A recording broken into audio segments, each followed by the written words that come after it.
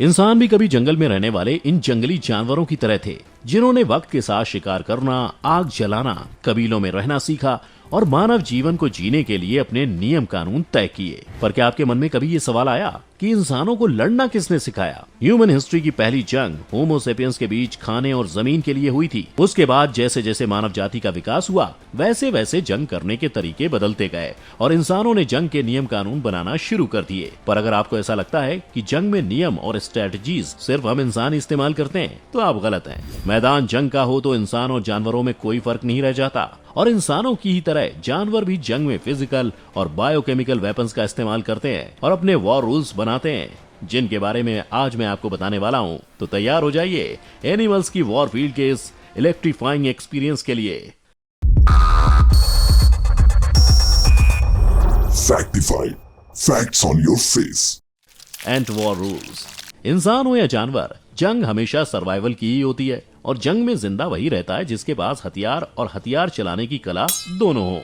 अब इन चींटियों को ही देख लीजिए। इनके साइज को देखकर भला कोई कह सकता है कि ये चींटियां किसी से जंग कर सकती हैं और किसी को तड़पा तड़पा कर बेरहमी से मार भी सकती हैं। लेकिन किसी के साइज से उसकी क्रूरता का अंदाजा कैसे लगाया जा सकता है? और साइज को छोड़ दिया जाए तो ये चींटियां किसी भी मामले में इंसानों से कम नहीं है। फिर बात बड़ी बड़ी कॉलोनियां बसाने की हो या फिर जंग में किसी को बेरहमी से मारने की, चींटियां इन कॉलोनियों में रहती हैं और हर रियासत की तरह इनके भी किंग और क्वीन होते हैं और इनके साम्राज्य का खजाना होता है इनका ये लार्वा, जिसकी पहरेदारी में चींटियों की आर्मी लगी रहती है। और जब कोई इंसेक्ट या दूसरी चींटियां इनके साम्राज्य में एंटर करती हैं, तो पहरेदार चींटियां एक खास साउंड क्रिएट करती हैं जो बाकी चींटियों को खतरे का सिग्नल देता है। पर अब ऐसा भी नहीं है कि सारी चींटियां जंग के लिए चली जाती हैं। यहाँ हर चींटी का काम उसकी क्षमता के अनुसार डिसाइड होता है और जो चींटियां लड़ने के लिए जाती हैं, वो खास तरह का केमिकल प्रोड्यूस करने में माहिर होती हैं, जो जंग के दौरान दूसरे इंसेक्ट्स को मारने में काम आता है। वहीं ये चींटियां कभी अकेले हमला नहीं करती और सिर्फ झुंड में ही वार करती हैं, जिस वजह से दूसरे कीड़े मकोड़ों के लिए एक साथ सारी चींटियों से निपटना मुश्किल हो जाता है। चींटियां अपने स्टिंग्स को हथियार के रूप में इस्तेमाल करती हैं और अपने दुश्मन को अपने स्टिंग से पकड़ लेती हैं और अपने जहर को बॉडी में इंजेक्ट कर देती हैं और जब तक वो तड़प तड़प कर मर नहीं जाता, उसे नहीं छोड़ती।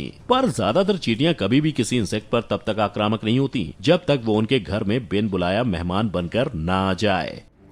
शेरों की जंग।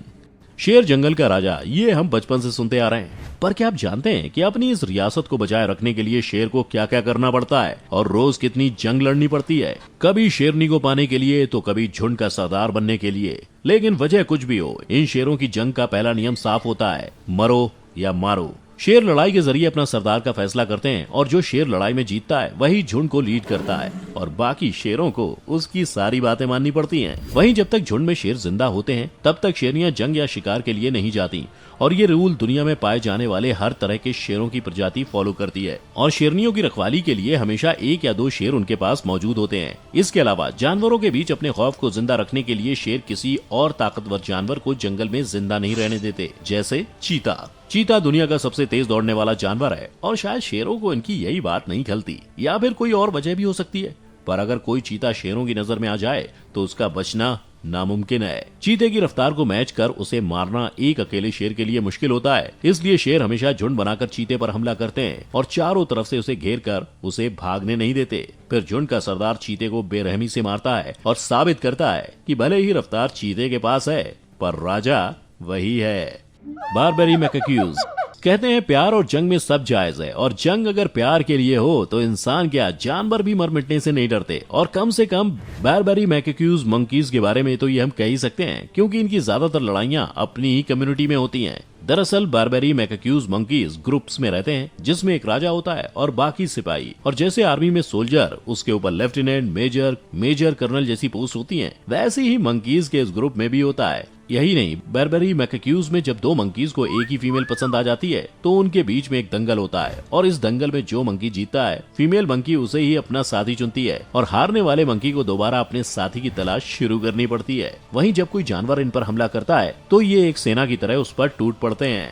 Honey bee versus Asian giant hornet. चलिए अब जरा उस राइवलरी की बात करते हैं जो सदियों से चली आ रही है और शायद जब तक ये दोनों स्पीशीज धरती पर हैं, ये झगड़ा चलता रहेगा। एशियन हनी बीज और एशियन जायंट हॉर्नेट, जिन्हें मर्डरर हॉर्नेट भी कहते हैं। जायंट हॉर्नेट वैसे तो अपने रास्ते में आने वाली हर चीज को खत्म कर डालते हैं, फिर चाहे वो इंसान ही क्यों ना हो, पर अगर मधुमक्खियों की बात हो तो ये दुश्मनी आर पार की हो जाती है। और जिस तरह से हनी बीज और एशियन जायंट हॉर्नेट आपस में लड़ती हैं, उसे देखकर तो बस इतना ही कहा जा सकता है कि ये है असली art of war. Giant hornet size में मधुमक्खियों से काफी बड़े होते हैं और अक्सर अपने बच्चों का पेट भरने के लिए मधुमक्खियों के लार्वा को खाते हैं। अब जायंट हॉर्नेट्स लार्वा चुराएंगे और मधुमक्खियां देखती रहेंगी, ऐसा तो हो ही नहीं सकता। फिर भले ही जायंट हॉर्नेट मधुमक्खियों से ज्यादा खतरनाक हो, लेकिन ये मधुमक्खियां भी किसी से कम थोड़ी हैं। जायंट हॉर्नेट से निपटने के लिए मधुमक्खियां हमेशा ग्रुप में एक आर्मी बनाकर वॉर करती हैं। इस दौरान कई मधुमक्खियां शहीद भी होती हैं, पर जब तक हॉर्नेट जंग का मैदान छोड़कर चले नहीं जाते, वो हार नहीं मानती। जापानीज मधुमक्खियां तो इन हॉर्नेट से निपटने के लिए खास तरह की ट्रेनिंग भी करती हैं, जिसमें वो हॉर्नेट्स को मारने के लिए अपने स्टिंग्स को स्ट्रॉन्ग करती हैं, वॉर के लिए स्ट्रेटजीज बनाती हैं। लड़ाई के दौरान मधुमक्खियां हॉर्नेट के पैरों और विंग्स को अपने स्टिंग से ग्रैब कर लेती हैं और उसके बाद बाकी मधुमक्खियां हॉर्नेट के शरीर में अपना जहर इंजेक्ट करती हैं, और वो ये तब तक ऐसा करती रहती हैं जब तक हॉर्नेट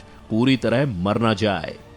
डॉल्फिन वर्सेस शार्क। ये है समुद्र का राजा शार्क, जिसका नाम सुनते ही अच्छों की हवा टाइट हो जाती है। और ये है समुद्र की रानी डॉल्फिन, जिसे समुद्र का सबसे प्यारा और शांत जानवर माना जाता है। पर क्या आप जानते हैं कि शांत स्वभाव की नजर आने वाली ये डॉल्फिन जंग के मैदान में इतनी खतरनाक हो सकती है कि खुद से साइज में 2 गुना बड़े और खतरनाक शार्क को भी मारने का दम रखती है। जी हाँ, डॉल्फिन्स और शार्क्स की दुश्मनी सदियों से समुद्र की गहराइयों में चली आ रही है। और अगर आप हिस्ट्री में जाएंगे तो आपको ऐसे कई किस्से मिल जाएंगे जहाँ डॉल्फिन्स ने शार्क से इंसानों की जान बचाई है। दरअसल डॉल्फिन्स हमेशा झुंड में वार करती हैं और शार्क अकेले। ऐसे में ताकतवर होने के बावजूद भी शार्क हार जाती है।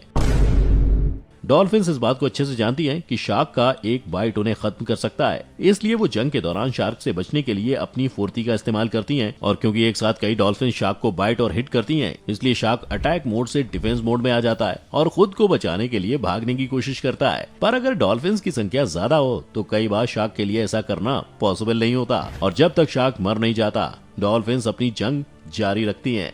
खैर दोस्तों, जानवरों की दुश्मनी और जंग के नियमों से तो अब आप समझ ही गए होंगे कि इंसान हो या जानवर, जब अपने पर आती है तो लड़ना आ ही जाता है। अब आप हमें कमेंट करके बताइए कि किस जानवर के लड़ने का अंदाज आपको सबसे ज्यादा पसंद आया, और वीडियो पसंद आया हो तो लाइक एंड शेयर करना मत भूलिएगा। मैं फिर लेकर आऊंगा ऐसा ही एक और मजेदार और इन्फॉर्मेटिव वीडियो। तब तक अपना और अपने चाहने वालों का ख्याल रखिए, और वीडियो को अंत तक देखने के लिए आपका बहुत बहुत शुक्रिया।